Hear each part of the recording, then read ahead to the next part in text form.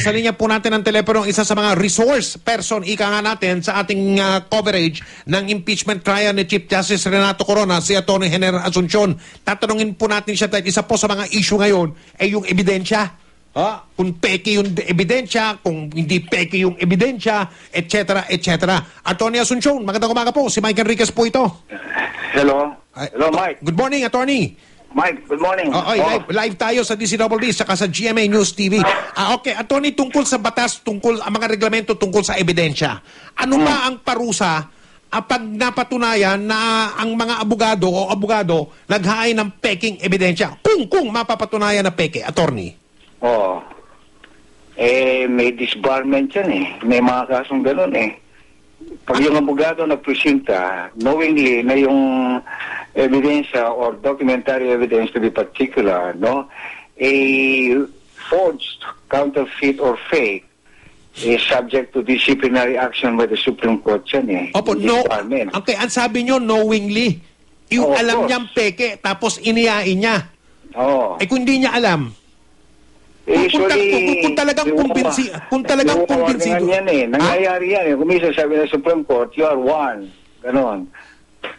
Warning. Pero sa disbarment, the requirement, basic, it should be willfully, knowingly, napinresenta mo. Kung minsan, lumalabas pa, may criminal liability dyan eh. Kung hindi niya alam? Kung hindi mo alam, totally in good faith ka, talagang wala kang alam, at wala kang, what do you call this, carelessness or lack of attention. Kasi pag pinresenta sa inyo ang testigo o kliyente yung dokumento, titingnan mo eh. At kung talagang merong lumalabas na questionable o merong indications dyan, merong indicia na questionable o kaya it sparks your attention at pinawalang bala mo yon at napansin na na meron kang carelessness doon, liwawani ka ng Supreme Court dyan. Opo. Okay. Masipelan kasi yan eh.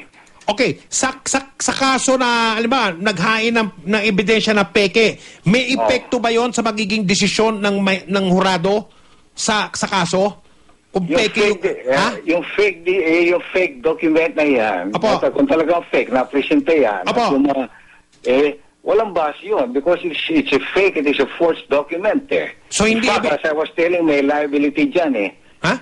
There's even a criminal liability under the penal code there eh. May pananagutan? Yes, of course. Opo. Walang fake yan, or forged.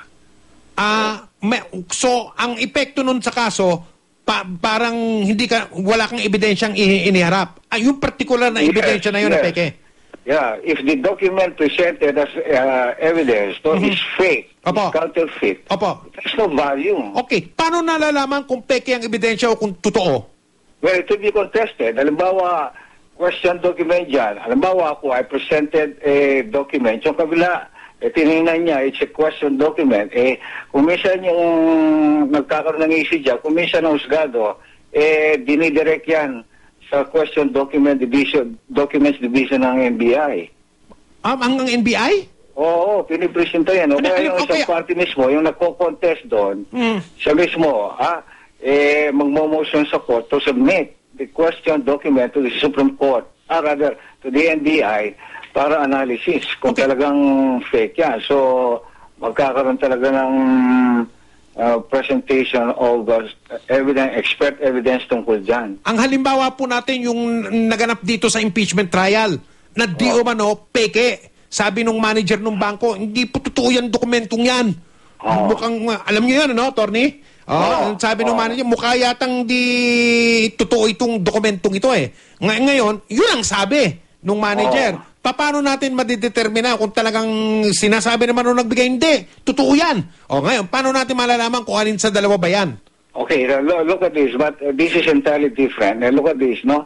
Yung sinasabi ng prosecution at nakuha nila yung statements na yan, autonomous source, no? Yun lang naging base nila for the issuance, request for the issuance of a subpoena. Alright. Now, nag-issue ngayon ng impeachment court na subpoena, listing, specifying those accounts. or account numbers to PSB. Nakalista. Okay. Look at that, no? And ngayon, nasabit doon sa PSB yan. Yung PSB naman, tinignan. Tinignan yung mga numbers, nagko-concur doon sa mga accounts numbers na nasa kanila. So, pinresenta ngayon ng PSB as required in the subpoena yung mga accounts na yan in the name of the respondent. So, the presentation, therefore, of those bank statements by the bank because of the numbered accounts in the subpoena, hindi na nagiging kanyan, improper.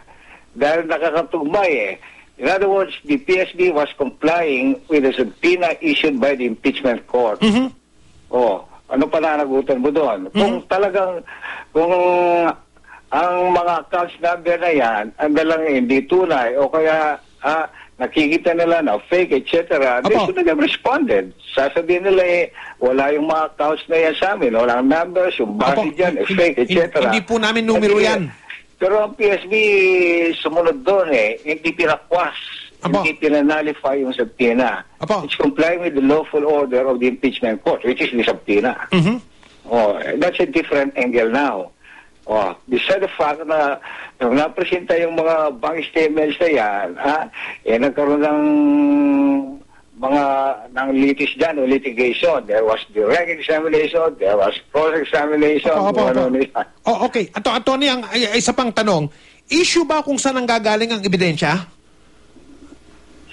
Hindi naman. Yung pinanggalingan, hindi ba isa sa mga issue ngayon yung tinaguriang small lady? Na siya daw nag-abot ng mga dokumento sa bangko ni Chief Justice. Yung napag-usapan na natin yung ebidensya, peki ba o hindi. Pero yung source o pinanggalingan ng ebidensya, may bigat ba yon sa mga paglilitis sa mga korte at dito sa impeachment court, attorney? Yeah, lumalabas ngayon sa yung source na yan, it's lumalabas, it transgresses or rather it violates yung confidentiality ng mga bank accounts.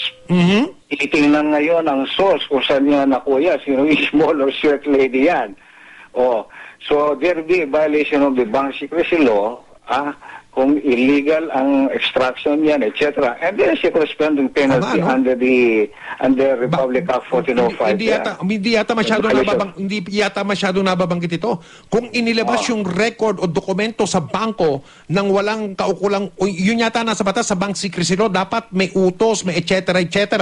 At basta inilabas ng walang pahintulot o legal na basihan, paglabag yan sa bank secrecy law. May liability yan. Si small lady pala, kung matutukoy kung sino yan, pwedeng imbestigahan yan. Paano niya nakuha yung dokumento? Gano'n ba yun? Yes. Paano na-extract yan? Nanganganak ito It's supposed to be, and it's required rather, to be confidential in the possession of the bank. Nagkaroon ng kopyang gano'n. Kahapon po may lumabas doon sa pagdinig na katagang fruit of the poisonous tree. Sabi pa nga nasa ba yung boses dito ni Senador Alan, Peter Cayetano? Sabi niya, kahit 1 toneladang shabu ang nasa harap natin, pero kung yung toneladang shabu na yan nakuha sa illegal na paraan, kahit alam mong addict yung pinagkuhanan yan, hindi mo pwedeng gamiting ebidensya yan. Kung illegal mo nakuha yan. Correct. He's referring to fruit of the poisonous tree. Fruits of poison tree or poisonous tree. Others say poisonous tree. And what I recall, Senator Cayetano was actually referring to illegal searches or illegal search warrants. But this is entirely different. We are now talking of a subpoena. Ang nagtanong nun si Senador Honasan muna di ba ho? Yes. Humingi siya ng paglilinaw. Ano ba talaga ito? Sige po, attorney. Paano yan? Kasi there's a difference there. They are talking there of unlawful searches. Kasi as you know, may tinatawag na search warrant yan. You just cannot barge into the residence or domicile of anybody or any private possession. There must be a valid search warrant coming from the court.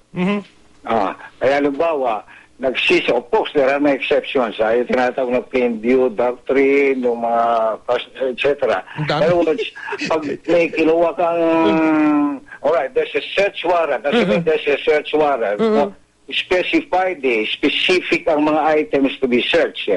If you go beyond those itemized or specified items at saka hindi related doon, hindi papasok doon sa mga exceptions, that is illegally obtained. And therefore, you cannot use that as an evidence. Okay, may nag-text dito, may nag-text dito, nagtatanong, ito, text, nagkamali daw ba yung impeachment court sa pagpapalabas ng subpoena? Ang assessment, I don't think so. Kasi dapat ba natin sagutin yan? Kaya ba sasagot yan? Relied on the submissions, no? Kasi naman yung prosecution dyan, nilista at in-attach ng gano'n, no? Initially, at this time, no, I cannot say that the subpoena was wrongfully issued issued and signed by the presiding officer. Kasi on the basis of the listing, may reliance sila. Wala namang examination, tinignan ng gano'n, no? Nag-issue na subpoena on the basis of that. So, ang nagiging punto ngayon, yung account numbers na nakalagay doon, magpo-concur doon sa account numbers doon sa PSB. That is why, ang PSB nag-comply doon sa subpoena, sinabit yung mga bank statements na nagko-correspond o nakatugma doon sa account numbers or documents stated in the request for the issuance of subpoena. So, titingnan mo, may concurrence. Okay, meron pong nag-text dito, attorney E daw siya, abogado daw siya. Ang sabi niya, sa wikang Ingles, there is a presumption in law that says na he who is in possession of a forged or falsified document is the author. Siya na may siya na may hawak daw ng falsifikadong dokumento, ang siyang may likha ng dokumentong yon, attorney. Sa batas, ganun daw. Yes, that's correct. That is the presumption. Kung sinong possession ng mga forged document, siyang may kagawaan o author ng kanyan, ng forged document. So there are two issues there, no? Yung short lady is in possession of that supposed to be forged or counterfeit bank documents. Now, there is a breach of confidentiality there under 1405. Paano siya nagkaroon ng kopyang ganyan? See? And then again, the question of forgery. Kung yan ay forged talaga, that's another issue. Papasok na yung presumption na kung sino ang in possession of forged document really is presumed to be the author. Di yun yung kongresista. Di yun yung kongresista na inabutan ni Small Lady. Hindi. Siya may hawak Hindi. You are talking of the original possessor. Original? Kasi labot lang kay Congressman Umali yun Pero usapan, sino ang source, sino ang origin. Hindi ba yung short lady? Short lady yun. Small lady. Inabot lang kay Congressman Ray Umali yun. Pero ang possessor, original possessor, yung one. Okay, pero kung hindi po, kung ayaw po, kung talagang ayaw sabihin, ituro kung sino si Small Lady, may pananagutan ba? Kay kongresista man yan, kay ordinaryong tao, kay abogado, kay ano. Yung inabutan ni Small Lady ng dokumento, kung talagang ayaw, talagang ipangalanan, o ituro kung sino si Small Lady, meron ba siyang pananagutan sa batas? Kung illegal nga yung ginawa na yan ni Small Lady? Obstruction of justice o kaya kung ano man, attorney. Pero hindi mo identify yun If you cannot identify, hindi mo lang lumulot ang short lady, sinong hindi demanda mo? Sinong liable? Hindi ba pwedeng pilitin yung kongresista na ilabas yung pangalan nun? At kung hindi, siya ang maiipit o sasabit sa batas. Hindi nga. Nagtatanong lang, hindi namin alam yung batas. Hindi nga, si Congressman Umali, tatanungin yan, yung mga facts talaga, yung mga katotohanan dyan, may nagabot ba sa iyo? Di ba? Kung sasabihin niya, I cannot identify. Ang sabi niya, you have to disprove his statement that hindi na autonomous or rather anonymous yung lady, hindi niya ma-identify. So you have really to confront him kung yan. Totoo ang sinasabi niya. Kung hindi totoo, then magkakaroon ng ibang issue dyan. At lahat ng ito gaganapin sa loob mismo o tinatawag na purview ng impeachment trial? I think so. Kung i-raise nila yan, tatanungin yung mga kongresista, rather yung mga senador, judges. Yung mga senador-judge? Yes, to clear everything. Di ba, and I recall, pina-explain na ng prosecution ng presiding officer ng impeachment tungkol dyan, tungkol sa issue na yan. I don't know kung anong sinabi sa explanation.